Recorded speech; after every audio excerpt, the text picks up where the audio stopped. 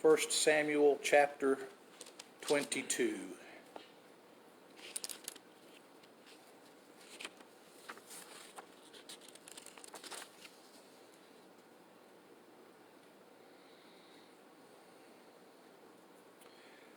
I watched a series on the kings of England from about the middle of the 12th century up to the 17th century. And they all had one thing in common. When they felt like there was a competitor coming up, they would get rid of them.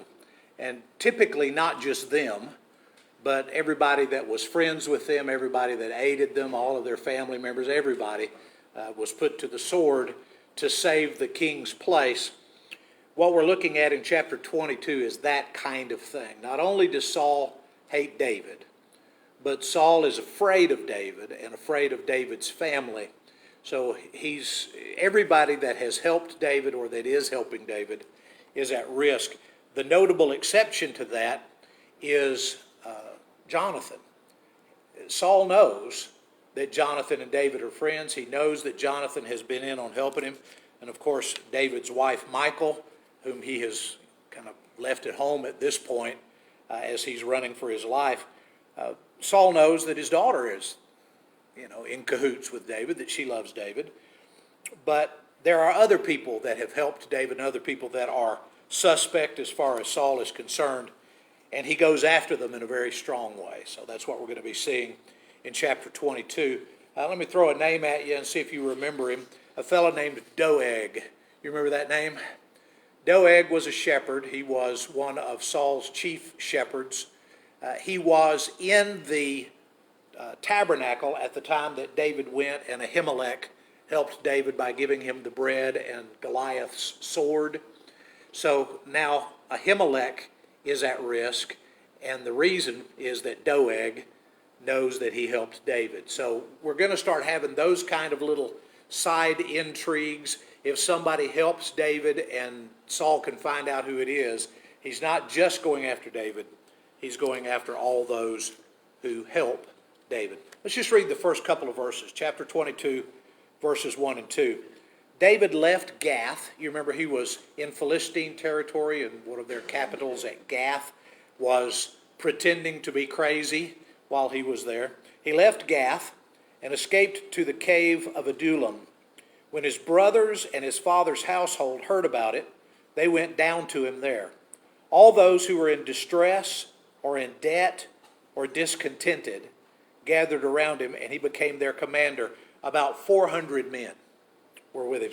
So when we see him talking to Ahimelek, the priest, it's just David.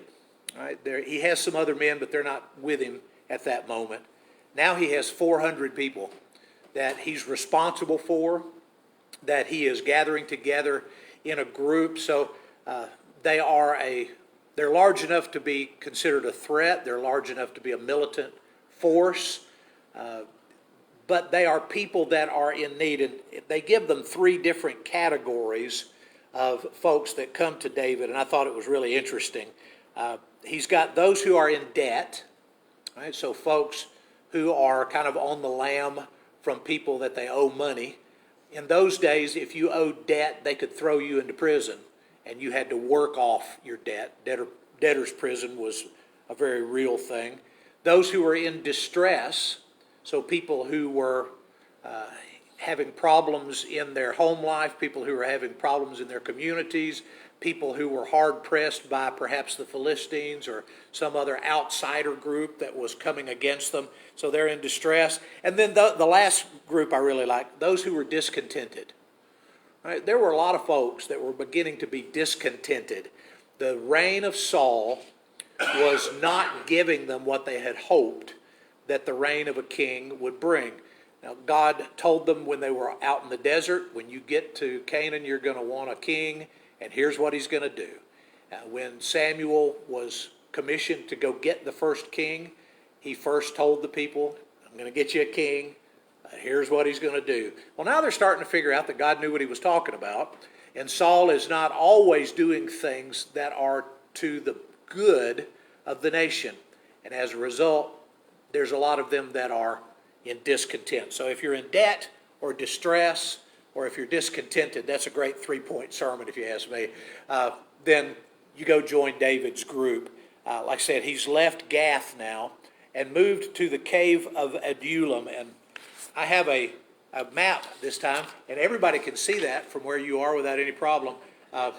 Gath is a little bit up here to the northwest, a little to the southeast, about halfway across is where the cave of Adullam is in the mountain country there. And then Bethlehem is right here. Bethlehem is where David's family was from. So what he's going to do is leave Gath. He hides out at Adullam for a while, and all these guys show up to join his group.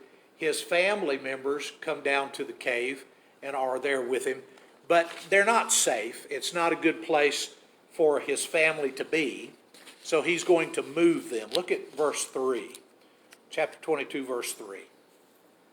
From there, David went to Mizpah in Moab and said to the king of Moab, "Would you let my father and mother come and stay with you until I learn what God will do for me?" So he left them with the king of Moab, and they stayed with him as long as David was in the stronghold. But the prophet Gad said to David, "Don't stay at the stronghold. Go into the land of Judah." So David left and went to the forest of Hereth. David has a little bit of an advantage here just from his lineage. Think back a couple of generations when Naomi and her husband moved over to Moab. And they lived in Moab for a little while. And she gains 2 daughters-in-law.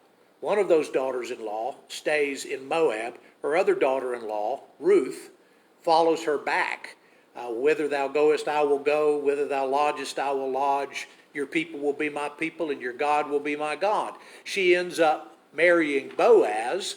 She and Boaz together have Obed. Obed has Jesse, and Jesse has David. So this is a lineage thing. They actually have family members from Moab. When you saw that name Mizpah, did you immediately think about Jacob and Laban?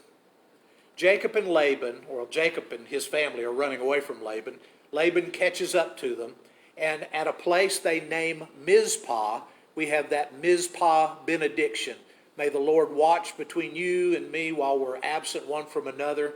And Laban says, may you never cross past this place to do me harm, and I will never pass this place to do you harm. And so every time I hear Mizpah, I think of that place.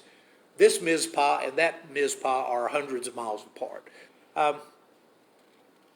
Now, that means that David has gone from over here at Gath down to the stronghold. His folks have come down here to meet him at the stronghold, and now he's gone all the way across the Dead Sea to the east to drop off his folks over in Moab. So David is doing a lot of traveling. The reason that he's doing a lot of traveling is Saul has begun a campaign not just to kill David, but to get rid of all those people that are in league with David. So the last time we saw David's family, they were friends of the state. They had free taxes for life. Remember that? Because he killed Goliath.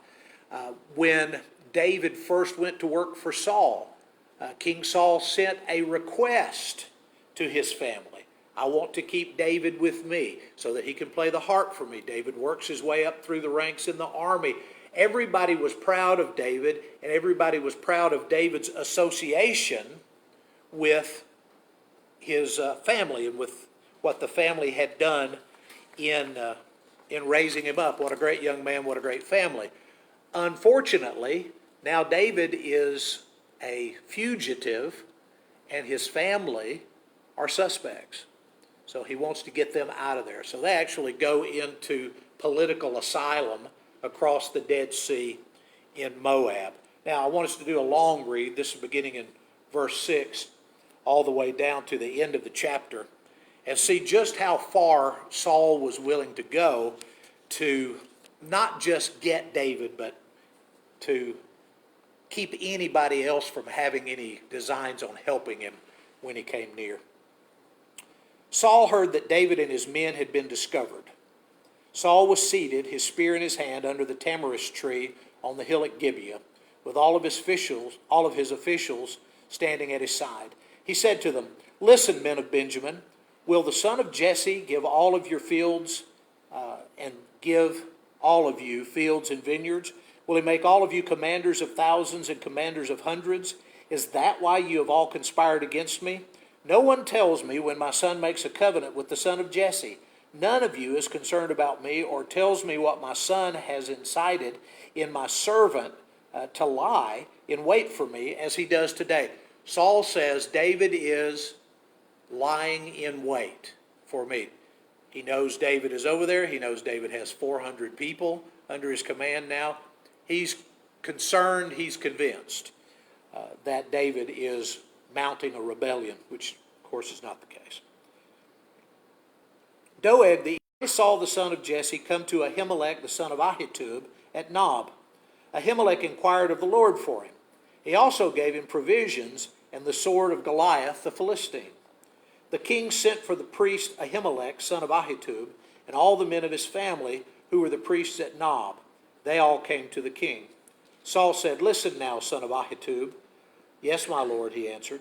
Saul said, "Why have you conspired against me, you and the son of Jesse, giving him bread and a sword and inquiring of God for him, so that he has rebelled against me and lies in wait for me as he does today?" Okay, so I'm not just delusional enough to believe that David wants me dead, but I also think that you are a co-conspirator.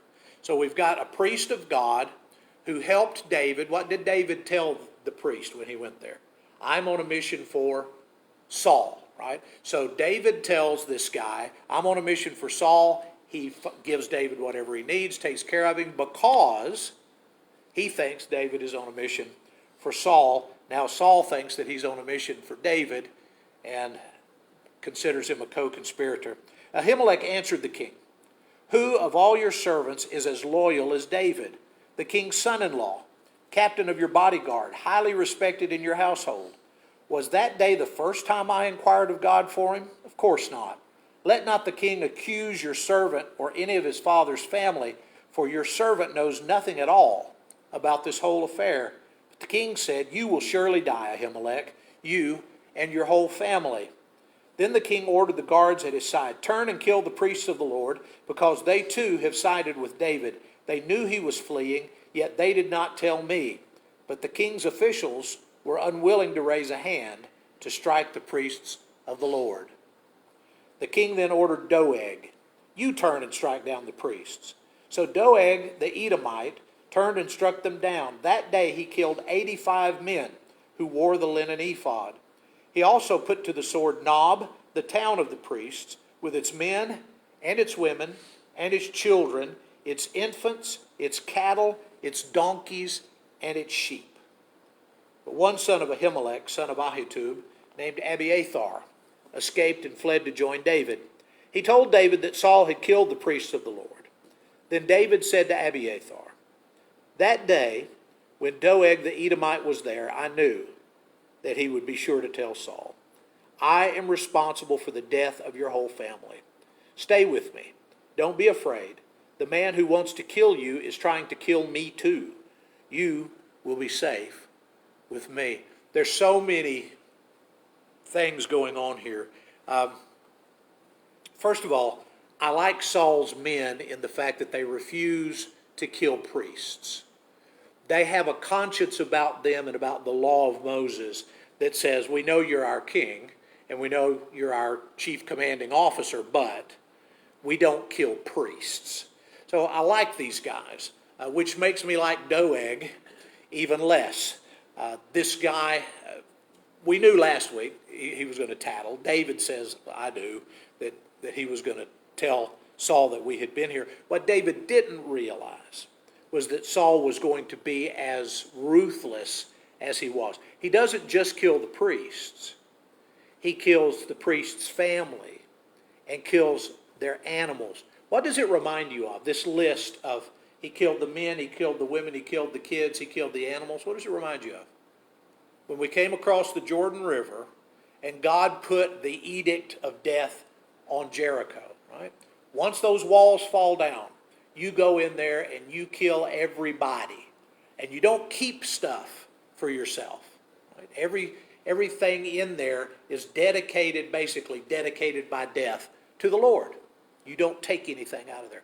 Saul takes it into his own hands here to make that kind of command to his soldiers. His soldiers won't do it. And so he commissions Doeg. And Doeg sets about the work of killing the families, everybody. They even give us a number, 85 men who wore the linen ephod. Once you kill 10, does it get easier to kill priests? You know, Doeg does not seem to have had a conscience about it from the beginning, but he kills all of these guys because King Saul has told him to do so. So Doeg becomes a true enemy of David, a true enemy of his people. Go over to Mark chapter 2. We looked at this one last week, but I want to look at it again just to remind us of something. Kind of an interesting thing that happens in the New Testament account of what we read last week, and now we know more about it this week. Chapter 2, Mark chapter 2, and we'll just read verses 25 and 26. This is his servants, his disciples are going through the grain fields on the Sabbath, and they're picking heads of grain and eating them. And so the Pharisees accuse them of breaking the Sabbath because they're working on the Sabbath.